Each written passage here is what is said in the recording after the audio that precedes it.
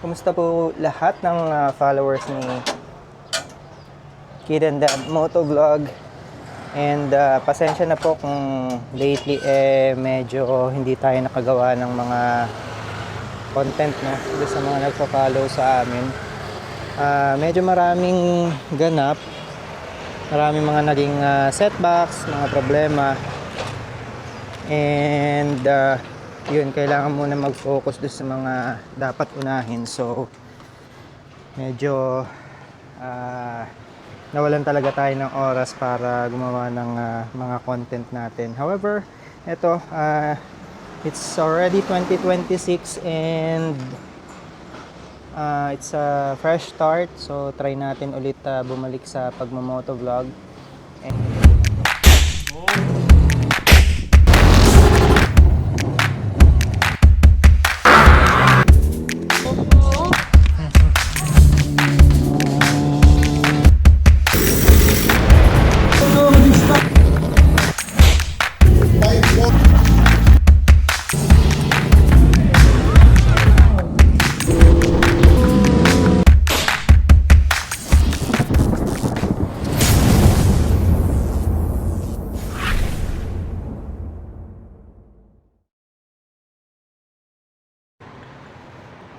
Alright, so yun. Ayun, sinabihan ako ni paring Lloyd na in-offer daw sa kanila yan, and then in-offer sa kanila tong 10R na to, and then tinurn down nila kasi raw yun nga, putok yung ano, yung kanyang oil seal sa harapan, sa isang side. So pangalawang reason, meron daw parang maingay, parang yung tensioner, yung cam tensioner. Pero pinatingin ko kay Motorrad ito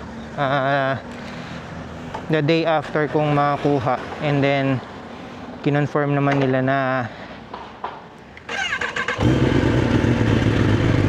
okay naman daw. Normal lang naman daw yung tunog na naririnig. Ayun, so yun nga, sabi nung previous owner na palitan naman daw yung oil seal nito bago niya in-offer sa akin. And naniwala naman ako kasi parang 4,000 or 5,000 kilometers din yung nagamit ko siya bago nagkaroon ulit ng leak. So I was thinking na baka mumurahin yung oil seal na pinalit, and yun yung reason bakit 5,000 pa lang yung tinakbo, pumutok na agad ulit.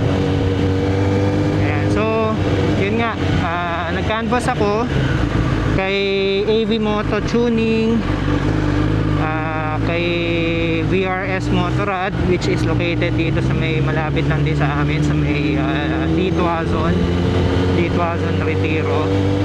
And then yun nga kay Motorrad. And si AV Moto Tuning, siya yung pinakamahal sa lahat. Ang quote sa akin is 8,650. Kay Motorrad yung pangalawa, which is 8,050. And then kay VRS Motorrad, ang quote sa akin is roughly mga nasa 5,000 daw. But then dahil suki na rin tayo kay Motorrad, napag-desisyon na natin na kay Motorrad na lang tayo magpagawa. Actually parang mas gusto ko sana kay AV Moto Tuning, no, kasi expert talaga sila pagdating sa mga suspension. Pero sabi ko kay Motorrad na lang kasi yun nga, para makabuild din tayo ng ating loyalty sa kanila, no.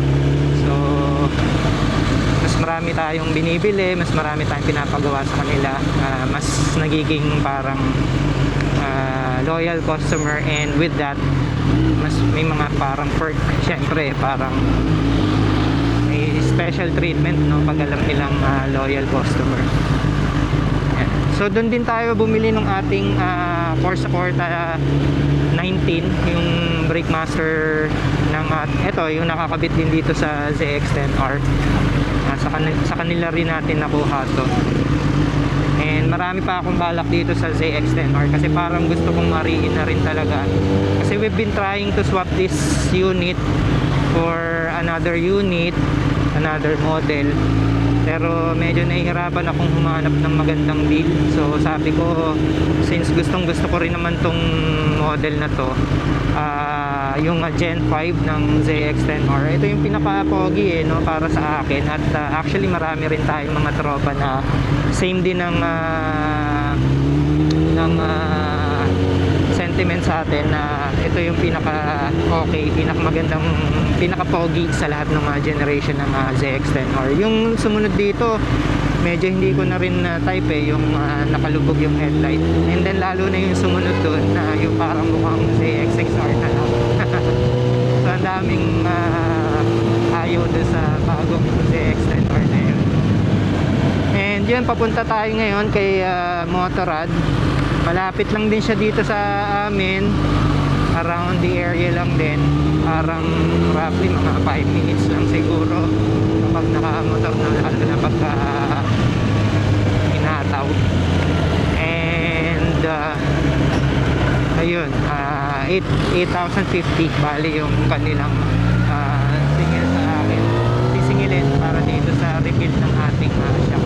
Ang ano kasi dito is hindi pwedeng isang side lang, so kahit isa lang yung pumutok na oil seal, kailangan and recommended na dalawa na talaga yung gawin. Kasi unang-una, yung level ng langis sa loob, mas maganda kung sabay na kasi pantay na pantay yung magiging tuning niya, no? So pag isa lang yung ginawa, there might be a chance na hindi sila maging pareho ng tuning. And mas malaking gastos yun, no?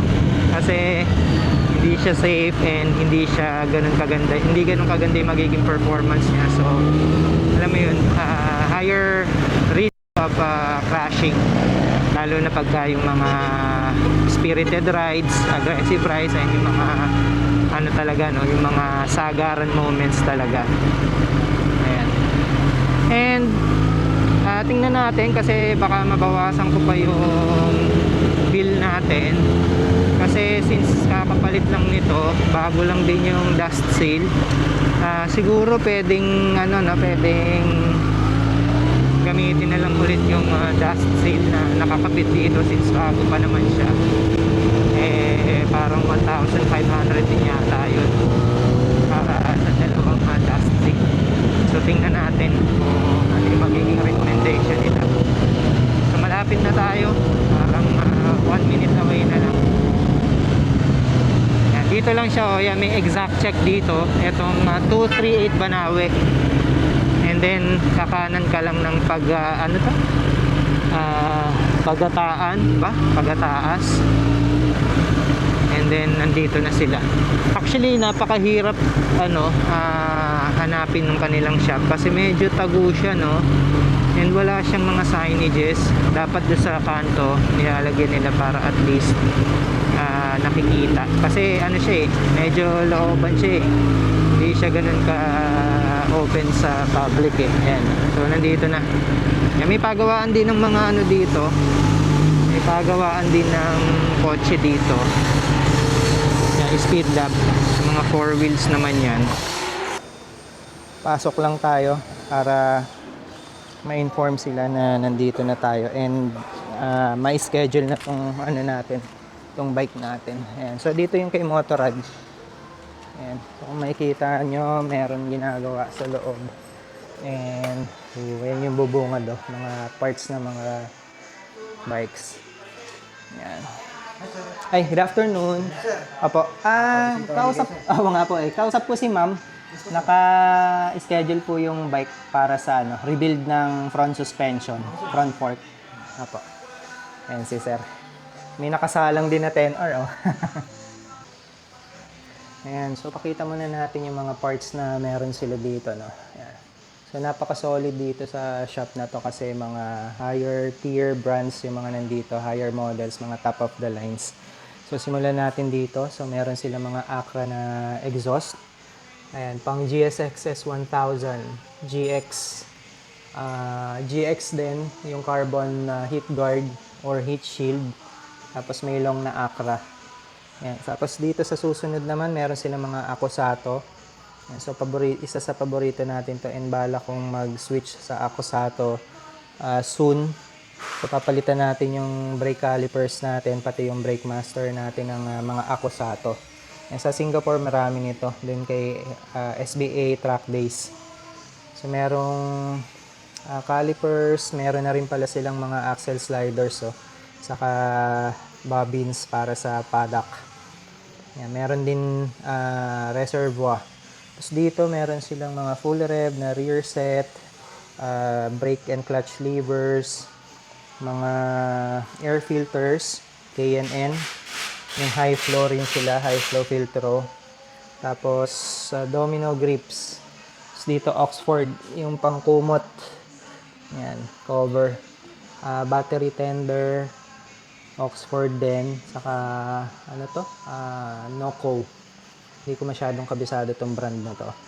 And then dito naman EP, mga Evotech Performance, may levers din, frame slider, may axle sliders, meron ding tawag dito, nakalimutan ko na yung tawag dyan.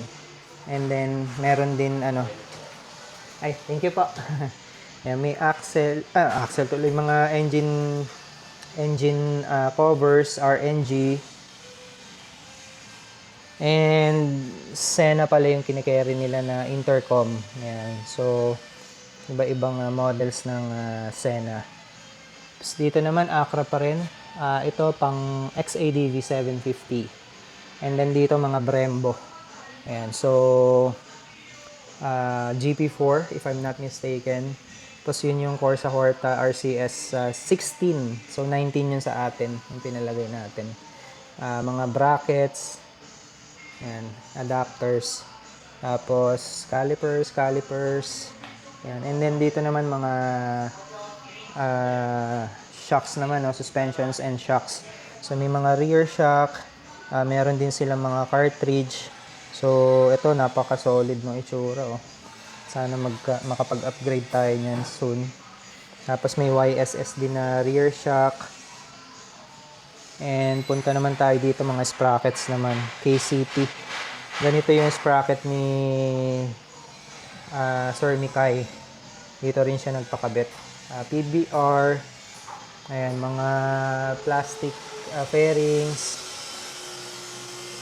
ayan, mga steering dampers, Öhlins din. So Yamaha, pang Yamaha siya. And then mga velocity stacks or yung mga air funnel. And so ito, napaka-importante rin ito if gusto nyong madagdagan yung horsepower or yung performance ng mga bikes nyo. Isa sa mga recommended na upgrades itong velocity stacks. Meron pang ZX-10RO. And tanong din natin kung magkano yan. Mga cartridge kit and kung ano-ano pa. So banda dito naman yung mga oils nila. So Motul yung kanilang kinikerry na brand at yung AMS oil. Yan. And maganda dito kapag papagawa ka, pwede kang mag-chill dito. Cellphone ka na lang or load ka ng mga Netflix mo. Yan na. So binaklas na yung tinanggal na yung langis dun sa isang side. Ayan, so ito yung kakabit na fork oil sa suspension natin. Motul Fork Oil Expert. Problema sir, punong-puno yung oil mo, yung fork kaya matigas. Nasobrahan, no? Oo, yun na nga. Ayun, di ba yung ginagalaw yan, punong-puno. Oo. Yan din sir yung yung suspecha ko. Kasi pinikwento ko kay sir, sobrang hirap niyang hindi ko matono na maayos. So yun yung naging issue pala nung Sabi ko na nga ba yung gumawa nito kasi galing sa buy and sell. So siguro para lang mawala yung yung tagas at maibenta ng maayos. yung gumawa, yung pinagpagawan is yung mga pucho-pucho lang, yung mga mura lang, para lang mai-dispose niya, ganun. So yun na nga, lumabas na yung yung suspecha natin na mali yung dami ng oil na nilagay nila. Yung air gap na, sir. Kaya ang tigas niyan, sir, sobra. As in talagang ayaw lumaro. Puno kasi, talagang tigas yun, sir. Ayun na. May tamang dami siya ng oil na... Yun. So at least, yan, nalaman na rin natin yung problema niya and may i-correct na. So, most likely pagkagawa nito, maganda na ulit yung play nito. Ayan. So, yun. Malamang, ganun, yung theory ko malamang tama. Kasi buy and sell nga yung pinanggalingan nito. So, para hindi siya masyadong gumastos, maliit lang yung gastusin niya, and maibenta niya na maayos. Kasi syempre, pagka binenta mo ng may tagas yung suspension, babaratin nga naman ng buyer. So, para mawala yung tagas, siguro pinapalitan lang ng oil seal sa kung saan-saan lang. Tapos, hindi na tinimpla yung langis. Basta na nilagyan. Punong-puno yung langis. Grabe. Walang air gap. Walang hangin sa loob. As in, solid na puro langis lang siya.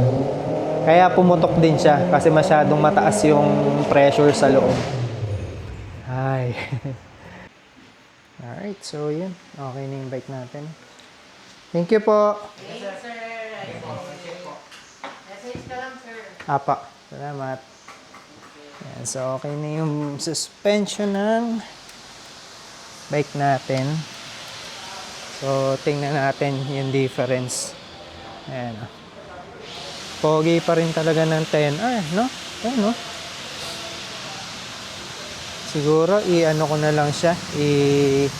Unti-unti nating pagandahin. I-upgrade yung mga parts. Ito na siguro yung 4 tips natin. Ayan. So, thank you ulit kay Motorrad Performance.